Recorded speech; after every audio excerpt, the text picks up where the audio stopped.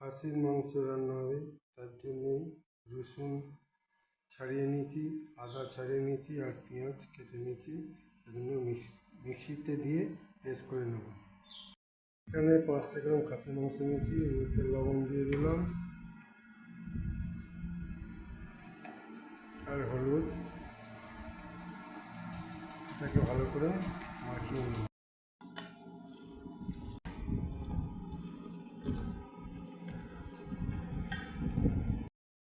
দিয়ে দিলাম আদা রসুন পেঁয়াজ পেস্ট করে রাখা, ধনিয়া গুঁড়ো, জিরে গুঁড়ো আর ঝাল লঙ্কা গুঁড়ো, 2 চামচ টক দই। এবার এটাকে ভালো করে ফাটিয়ে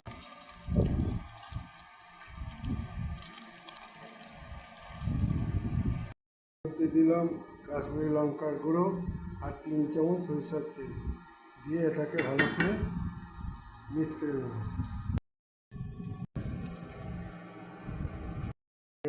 মাংসটা কিছুক্ষণ রেখে ঢাকা দিয়ে রেখে দেবো। গ্যাস ওভেন জেনে দিচ্ছি, কড়াইটা বসিয়ে দিচ্ছি, কড়াইটা গরম হোক, তারপরে তেল দেবো, দিয়ে আলুগুলো ভেজে নেব। কড়াই গরম হয়ে গেছে, আমি এবার তেল দিচ্ছি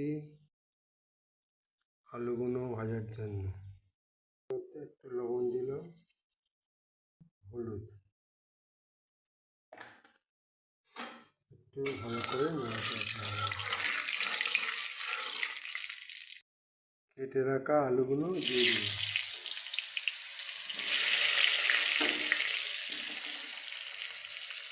আলুগুলো আমি একটু লাল লাল করে ভেজে নেব। আমার লাল লাল করে ভাজা হয়ে গেছে, আলুটা আমি তুলে নিচ্ছি। লঙ্কা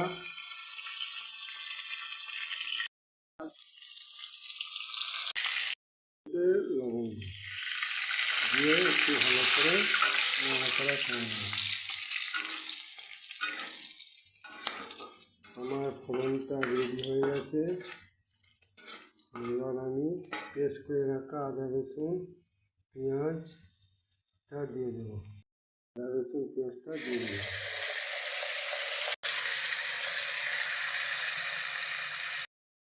একটু নাড়াচাড়া করে নেব।